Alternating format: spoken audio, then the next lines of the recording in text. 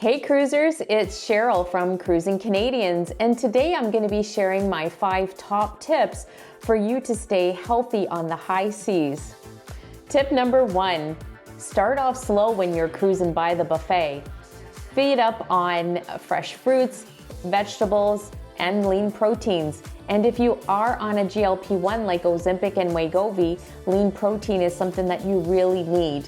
By then, after that, you'll have enough room left over for a dessert or two. Tip number 2, the cruise itself and that fresh air can dehydrate you. So whether or not you're out on the deck, moving around, or having a cocktail or two, make sure you stay hydrated.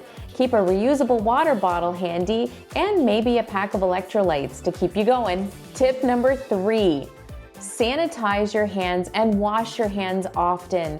Cruise ships are known to have some germs, and there's sanitizers and hand washing stations all over the ship.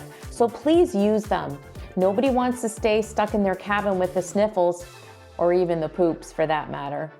Tip number 4, get out there and move. Whether or not you're taking the stairs, walking on the walking track, taking a dance class or two, get out there and move. That way you can eat more at the dessert table. Tip number 5, get your rest. Whether you're out late at night dancing the night away or up early for an excursion, your body needs the rest. So take time for that. Maybe have a nap or two.